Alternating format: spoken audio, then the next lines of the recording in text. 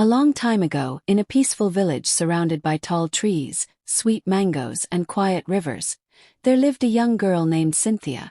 She was the daughter of Mama John and Papa John. Her parents were simple farmers who loved their daughter very much. Cynthia was not just beautiful, she was breathtaking. Her skin glowed like ripe palm oil under the sun. Her eyes sparkled like stars. Her lips were red and full. Her waist was slim, and her hair was thick, long, and black like night. People said the gods took their time to mold her. But with that beauty came a heart full of pride. Every morning, while others were working, Cynthia would wake up, wash her face, oil her skin, and sit in front of a small mirror her father had bought for her from a trader. She would twist her neck left and right, pout her lips, bat her lashes, and laugh. "Ha ha," she would giggle. "Who is more beautiful than Cynthia? No one.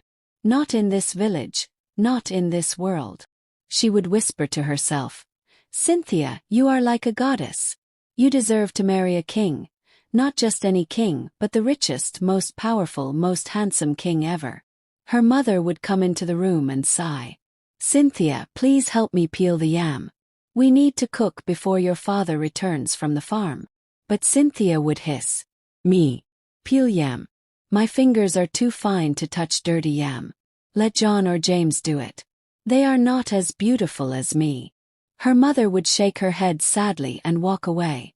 When other girls went to the stream to fetch water, Cynthia stayed behind to brush her hair. When the women swept the compound, she sat and painted her nails with palm oil and crushed hibiscus petals. When the village gathered for community work, Cynthia stayed indoors and posed in front of her mirror. Even the mirror seemed tired of her face. Her friends loved her, but she didn't return their kindness. One by one they began to marry. First Zara, then Queen, then Mark. But they didn't marry rich men. They married humble farmers, hunters, and fishermen. Cynthia laughed at them all. "Ha! Zara, look at your husband. His teeth are like roasted corn. Queen, your man rides a bicycle. Mark, yours doesn't even have shoes. What a joke." They tried to ignore her, but sometimes they cried in secret. Still, they were happy in their marriages, and that made Cynthia even more jealous. "Let them enjoy their poor love," she would say. "Cynthia will marry a king, wear gold from head to toe, and ride in a carriage pulled by white horses." One market day, the village was alive with sounds and colors. Women were selling tomatoes, peppers, and fresh okra. Children were running and laughing. Drummers played soft beats under a mango tree. Cynthia dressed herself in her finest wrapper and a shiny blouse that glistened like the morning sun. She tied her hair with bright red cloth and rubbed palm oil on her skin to glow. Then she walked to the market like a queen. Her waist danced as she walked. People stopped to look. "She's beautiful, but her heart is empty," one old woman whispered. "She walks like the ground owes her something," a young boy giggled. But Cynthia didn't care. She loved the attention. Suddenly she bumped into someone. Thud! Her basket fell. So did the other person's firewood. It was Mama Michael, the oldest and most respected woman in the village. Her back was bent from age, her hands shaky, and her legs slow. The firewood scattered all over the place, and the old woman fell on her knees. Everyone gasped. "Oh no! That's Mama Michael." Cynthia stood tall, looked down at her, and said with disgust, "Why are you standing in my way like an old goat? You ruined my outfit. Do you even know who I am?" The old woman looked up, her voice calm. "My child, I'm sorry. My eyes are not as sharp as they used to be." "Then stay in your hut," Cynthia shouted. "Don't bring your rotten wood near my beautiful clothes again." People began to whisper, "Apologize, Cynthia. She's an elder. She's old enough to be your grandmother." But Cynthia turned her back, hissed, and walked away. Mama Michael picked up her firewood slowly, shaking her head.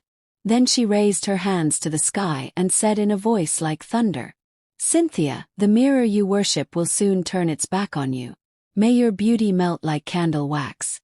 May your pride become your prison. You shall not see beauty again until you live with the ugliest man on earth."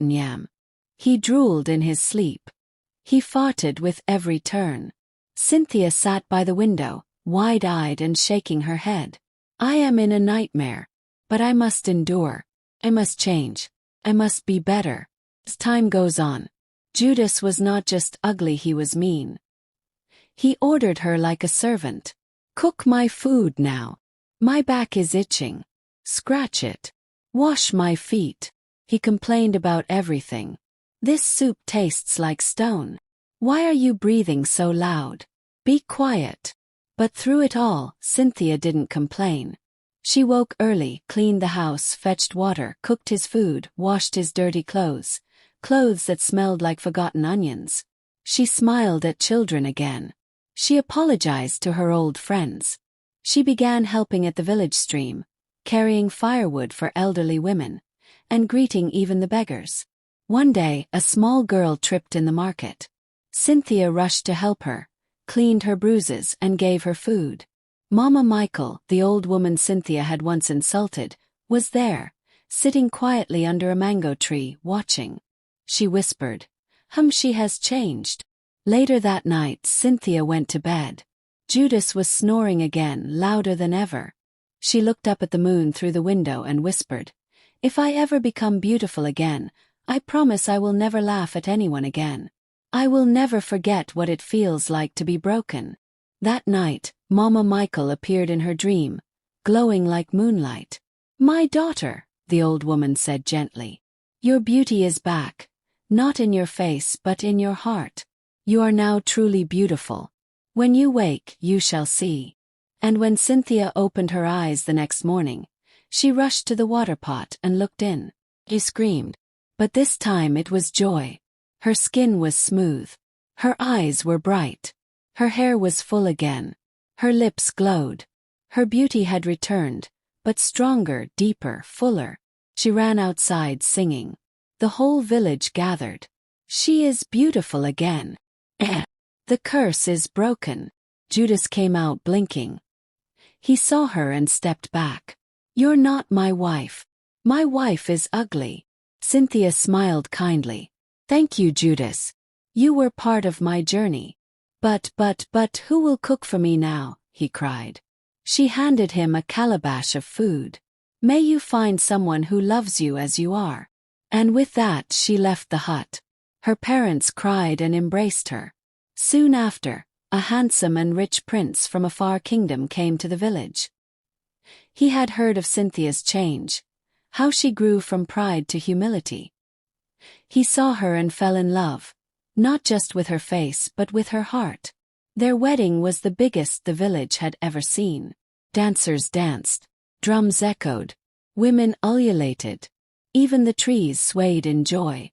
But Cynthia never forgot. She treated her servants kindly. She greeted every old woman. She played with children. She even visited Judas once and gave him new clothes. She no longer worshipped her mirror, because now her beauty came from within. Moral lesson: pride leads to a fall, but humility lifts the soul. Beauty without kindness is like a fruit that looks sweet but tastes bitter. Always respect others, no matter how small, old, or poor they may seem. Change begins when the heart learns.